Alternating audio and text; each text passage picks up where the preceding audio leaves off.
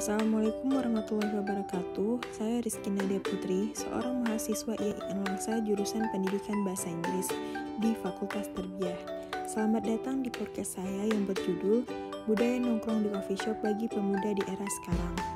Banyaknya kafe atau tempat ngopi menjadi pemandangan yang tidak asing bagi remaja di era sekarang. Bagaimana tidak, setiap jalanan kota sudah banyak sekali kafe yang biasa disebut sebagai tongkrongan bagi anak muda dan sudah menjadi budaya mereka. Fenomena merebaknya coffee shop yang digandrungi anak muda, khususnya di perkotaan, menjadi hal yang biasa. Karenanya, hal ini menjadi kebiasaan anak muda untuk nongkrong di coffee shop agar terlihat seperti kekinian atau tidak ketinggalan zaman. Melihat eksistensi kafe di perkotaan mengakibatkan anak muda semakin sering pergi nongkrong dengan teman-temannya. Tidak sedikit pula yang nongkrong hingga larut malam, akibatnya kurang mendapat waktu bersama keluarga. Hadirnya coffee shop sebagai alternatif nongkrong anak muda era sekarang ini banyak menimbulkan stereotype yang menjadikan anak muda sebagai pribadi yang konsumtif dan gemar menghabiskan uang hanya untuk sekedar nongkrong. Hal ini dari beberapa coffee shop yang bagus dan terlihat estetik menjadi pilihan bagi setiap anak muda yang ingin nongkrong. Harga yang ditawarkan untuk satu gelas kopi atau minuman cukup bervariatif. Dari pengalaman saya sendiri, harganya relatif standar di angka 20.000 ke atas.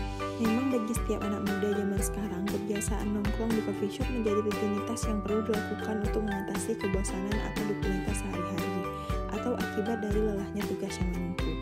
Tapi menurut saya, harga yang dibanderol ini cukup murah untuk sekali dalam sebulan, akan tetapi banyak ditemukan teman-teman saya yang nongkrong selama 3-4 kali seminggu. Dapat dihitung berapa jumlah uang yang dikeluarkan dan belum juga untuk makanan. Akan tetapi, banyak juga remaja yang kurang waktu bersama keluarga karena aktivitas tongkrongan yang berlebihan. Hal tersebut kurang mencerminkan anak muda yang memiliki integritas yang tinggi. Artinya, dalam hal ini bisa saja lahir anggapan bahwa remaja yang gemar nongkrong dianggap sebagai pengangguran. Waktu bersama keluarga sangat penting memang di tengah maraknya coffee shop yang hadir di perkotaan. Budaya nongkrong boleh saja dilakukan, akan tetapi seharusnya juga melihat urgensinya yang terjadi dan dapat membagi waktu untuk diri sendiri, keluarga, dan teman. Padahal setidaknya ada waktu yang harus disisihkan untuk menetralisir pikiran kita sendiri serta menyisihkan waktu untuk berkomunikasi dengan keluarga. Dari sini banyak sekali baik dan buruknya budaya nongkrong di coffee shop yang kadang salah di mata pemuda serta mensampingkan kebutuhan nongkrong itu sendiri. Sebagian orang menganggap nongkrong merupakan kegiatan yang dapat membuang-buang waktu. Daripada nongkrong tidak jelas, mending dimanfaatkan untuk belajar, mengerjakan tugas, atau bekerja. Ini ada beberapa manfaat dari menongkrong di coffee shop. Manfaat yang pertama yaitu saat kamu nongkrong atau berkumpul bareng teman-temanmu, sebenarnya kamu telah melakukan sosialisasi loh. Saat nongkrong, kamu pasti akan saling bercerita satu sama lain, apalagi jika kamu nongkrong bersama teman-teman yang sudah lama tidak berjumpa. Pasti akan banyak hal yang dibahas, terutama tentang pekerjaan, apa yang sedang mereka geluti, mengenai bisnis apa yang telah dirintis, dan topik lainnya. Dengan begitu akan dapat memperluas jaringan dan kenalan. Manfaat kedua yaitu dengan sering nongkrong dan berkumpul bareng teman, kita dapat menambah informasi. Kali ini bukan dalam hal menggunjing ya.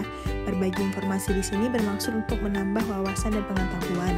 Mungkin saja kita kelewat terhadap perkembangan dan isu-isu berita saat ini. Maka dari itu, dengan berkumpul bareng teman, kita bisa lebih update untuk memperoleh informasi dan wawasan tersebut.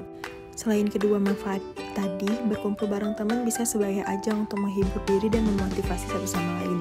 Ketika kita jenuh terhadap suatu hal, entah itu pekerjaan, kita bisa menyempatkan waktu sebentar berkumpul bareng, entah itu jalan-jalan atau nongkrong di kafe favorit.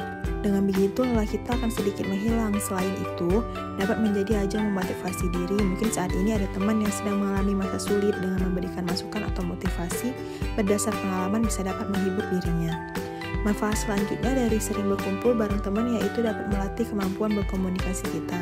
Bercakap-cakap memang suatu hal yang mudah dilakukan, namun berbicara di depan banyak orang, tidak semua orang bisa melakukannya dengan baik. Oleh karena itu, dengan sering berkumpul dan bercakap-cakap, kita akan tahu kapan dan saatnya menjadi pendengar yang baik dan kapan saatnya untuk memulai pembicaraan. Manfaat terakhir, saat sering mengagendakan berkumpul bareng teman untuk nongkrong, kamu bisa loh bertukar ide satu sama lain dan meminta saran terhadap suatu hal. Mungkin selama ini kamu memiliki ide dalam sebuah karya, namun kamu masih takut untuk menuangkan ide tersebut. Maka dari itu, kamu bisa mengungkapkan kepada temanmu terlebih dahulu.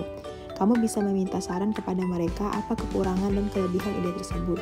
Selain itu, ketika kita mempunyai masalah, kita bisa berbagi kepada mereka, bisa mendengar saran dan masukan apa yang harus kita lakukan agar lebih baik ke depannya. Selagi apa yang kalian lakukan suatu hal yang positif, pasti akan memiliki dampak positif pula. Demikian podcast saya tentang budaya nongkrong di coffee shop bagi pemuda di era sekarang.